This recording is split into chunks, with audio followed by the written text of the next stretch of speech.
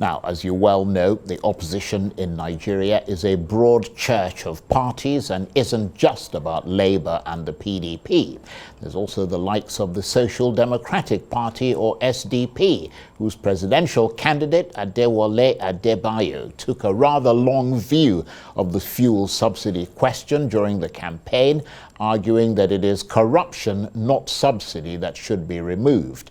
And now Mr. Adebayo has laid into President Tinubu for removing a cost-driving macroeconomic policy like fuel subsidy by just dropping it in an inaugural address without what he called shock absorbers and with Nigerian lives disrupted. So how much does President Tinubu's inaugural speech suit the narrative of the SDP, or does it fail to cut the muster for them? Well, for more on this, I'm joined now in the studio by the lawyer and presidential candidate of the Social Democratic Party, or SDP, Prince Adebayo. Thank you very much indeed for coming in. It's a pleasure to be here. One lawyer after another. Yes, that's refreshing. Yeah. So what's your reaction, first of all, broadly to President Tinubu's inaugural speech, and specifically to his removal of the fuel subsidy?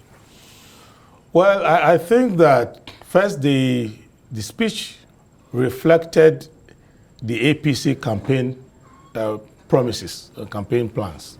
So they don't reflect the SDP campaign plan. So if I have been fortunate to be the one taking the oath of office and standing there, you will have gotten a different kind of speech. Well, obviously. Obviously. So what we decided to do is to not continue to litigate the election, to realize that their own point of view apparently has won the day, and to evaluate what they say, not vis-a-vis what we will have said, but vis-a-vis what they said they would do.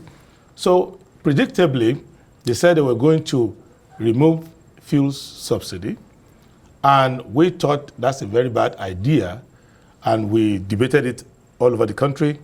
But the three major parties who supported subsidy removal, APC, PDP, and Labour, were handsomely rewarded by the voters.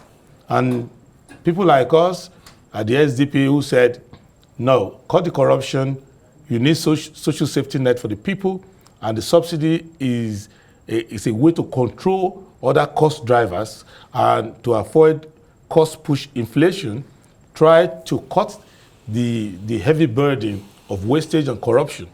And I think that's also the position taken by someone like Moyele Sowore and co. You could see that the voters didn't think that we had a better argument. So we didn't do too well. These three parties did so well. So when the APC policy was being, demonstrated by the presidential candidate, by the president at his inauguration, the only thing I could do was to go into the stylistics to see that apparently the president was not aware that his voice is the weather vane of Nigeria. And whatever he says will move all markets. And it appears as if he had a targeted audience that he wanted to communicate to, maybe investors, maybe Bretton Woods institutions, maybe other bilateral and multilateral agencies. But he forgot the most important people, the people of Nigeria, that you don't throw them into panic by saying subsidy is gone. It's like telling a mother, just openly, your child is missing. You create panic. So we had to criticize on that basis. But it turned out that they are sticking to their guns. So, and I think that for us in the SDP, for me as a presidential candidate, the only duty I owe Nigerian people is to remind us that, you had options and you decided to go with the parties, the three parties who said they were going to cut subsidy, and 90% of the vote cast was shared by the three parties, all who were united that on day one. And I'm happy that the honorable gentleman from Labour admitted that they too said they were going to remove subsidy. And I think that PDP has been quiet, and a few of them who have been adventurous and talking about it also cannot deny the fact that they said they were going to remove it. So it's now left for the Nigerian people to understand that elections have consequences. And next time, if you are not happy, the SDP is still here. Because you have 4 years now to think about whether you made the right decisions or not. Yeah, but it's not really that cut and dry, though, is it? I mean, nobody is saying, everybody agrees that removal of subsidy is important, except maybe you and some of the other people that you talked about. The issue is the way that the announcement was made. No, we've already spoken on that. Yeah, and the fact that there were no, as you put it, shock absorbers. Yeah, normally, under the law, yeah, the subsidy... Well, there's no shock absorbers announced so far. Yeah, what I'm saying is under the law, under the existing law, the subsidy was already gone before the president came. Now, maybe he made himself an announcer of the policy of the previous government or whatever, or he's just trying to emphasize it. The most important thing is that if you want to do that kind of thing, which I wouldn't do anyway, to remove the subsidy, if you want to do it, the next best thing you can do is to make sure that the palliatives, some of which are already in the budget, some of it, if you read the Appropriation Act 2023, you will see that some of them are already there. And that's the reason why they went to the World Bank to try to take a loan of $800 million, which I trenchantly criticized and said that's another error on its own. But so they have. Why is that an error? It's an error because where you can cut waste and you can cut fraud, going to borrow more is not the smartest move. But it looks like the institution that gave them the money was trying to encourage the previous government to say, okay, the problem of where do we fund the palliatives that we want to give to maybe the 5% most impoverished of the people, which number, of course, is increasing every day. So they went for that. So now you would think that if you want to announce a policy like that, or if a policy like that is already in place, and you want to implement it or show commitment to it, you will not isolate the issue of the price increase or removal of subsidy. You will also emphasize other things that will calm people's nerves down. I agree with you. And that was a big mistake as far as I'm concerned. I agree with you. But it doesn't change the fact that the national consensus and the democratic mandate given to that government is to go and remove the subsidy. So it's just like there are many ways to skin the cat. And maybe you skin the cat. Sure. But I mean, you do concede that the bigger picture, which obviously incorporates subsidy removal, is the economy, and to try and revive the economy, strengthen it, help it grow. And this move, even though I think you're absolutely correct when you say that he seemed to have forgotten the Nigerian people, but the move of decisively, and the word is decisively, removing the subsidy, or certainly supporting its removal by the previous government and supporting it quite robustly, seems to have been well received by the markets. I mean, the Nigerian stock market has gained, the Naira has strengthened, and investors have reacted positively. Among the parties that wanted to remove the subsidy, the smartest of them is the APC, because there are no half measures. You can't say, I want to go for a surgery, but I don't want to bleed. So it's a different thing if you want to go for other therapies. So if you are the type, which we are not, if you are the type that would remove subsidy, then you need to be decisive in removing it. And you need to make sure that not only do you remove it, don't kick any can down the road. You have to ensure that you also liberalize the market. You also have to ensure that you allow some degree of competition. You also allow some stability, because the cost driver for fuel in Nigeria is the importation. And the importation is it's a co-joint twin with the foreign exchange. So it's remarkable that in that speech, he also spoke that he was going to create a convergence of the exchange rate, which he delivered better than he delivered that issue of subsidy, because the language he used is so therapeutic that people don't realize that what he's saying is that it's going to devalue the naira. Because when you say you are going to harmonize the exchange rate, there is no way that the exchange rate, when harmonized, is going to trend south. No, it's going to trend north, because normally the official rate is the only one that can travel.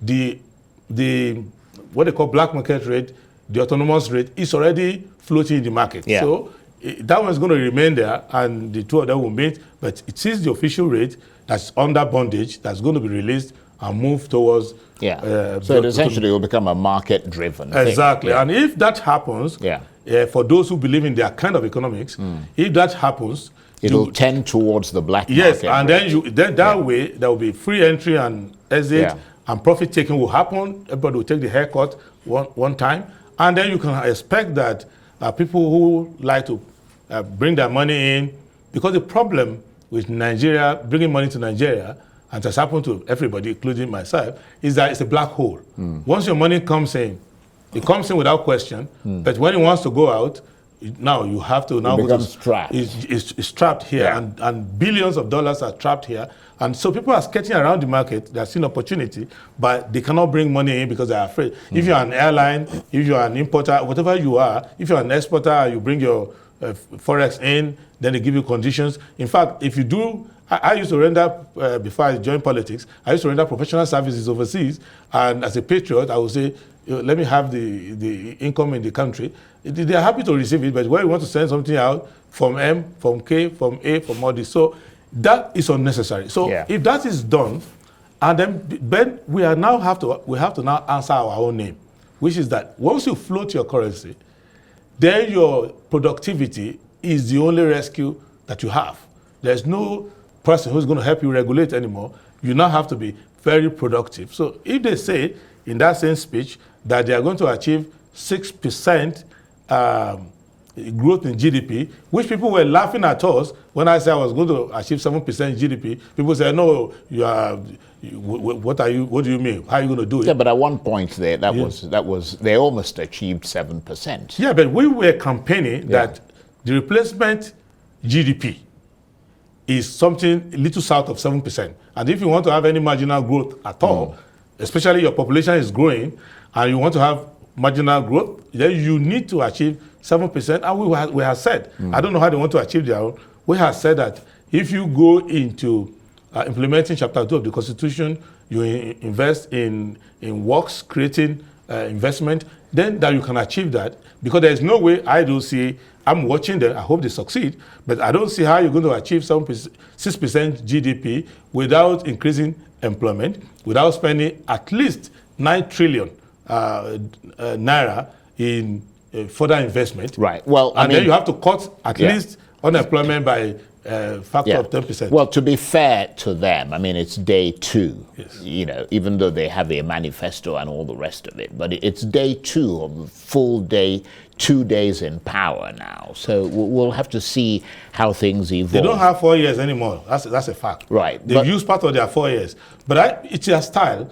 But what I know is that you could actually, between the time you were elected and now, you knew you were going to come in. So you probably... Well, it's possible that the plan has been worked on. We don't know. No, it's just a matter of them actually releasing it to the but public. everybody's waiting because it's but I mean, let me ask you this, though. Beyond the specific issues that you've talked about, including the subsidy and, you know, the foreign exchange, the exchange rate regime and all the rest of it, Mr. Tinubu's speech, broadly speaking, seemed to inspire confidence. I mean, apart from outlining the big issues of the economy, insecurity and unity, he also rather pointedly asked people not to pity him with regard to the huge task ahead, because as he put it, I asked for the job, I got it, and I will deliver. Are you reassured by what what came across as that brimming confidence? Well, let me say that I was impressed with his speech, but that is not a compliment because I had already had a very low expectation to start with. So once you have a low expectation, maybe because you are an opponent, you are competing But when the speech came, I saw that it was precise and it had nugget in it. So you could take that speech and actually have a medium-term expenditure framework out of it. You can have a 4-year rolling plan out of it. So it touched the right thing. Of course, it might have left the politics behind, and it's because it was not an economic lecture. So, but he dwelled so well on economy. Maybe he left a bit of the politics behind and other assurances. But for what he wants to do, he spoke to it. And even though it's not my party and it's my opponent, and I would believe I have a better plan than them. But the plan that they have, they got an A in the way they rendered it. And when you compare it with their renewed hope, which is my latest pastime studying it to find out whether they're going to, because last time that party came to power with change, they changed their mind. They didn't do anything about the change. So at the next level, they never got to it. So I've been kind of curious to see whether on day one, they're going to have some speeches that don't have anchor. Like I don't belong to somebody, I don't belong to somebody, and things like that. But their speech have anchor, and you can trace it to their manifesto. It means that they are serious about that manifesto, at least as of now, and they are true to what they say they will do, which is good news if you are their opposition, because you now want to see in the next 4 years whether the people are going to be happy with what they ordered, if that's what they got. Okay, I want to thank you very much indeed. It really is interesting talking with you. You have a way with words, and we enjoy hearing you articulate that. Prince Adebayo is a lawyer and presidential candidate of the Social Democratic Party. Thank you very much indeed. It's a pleasure.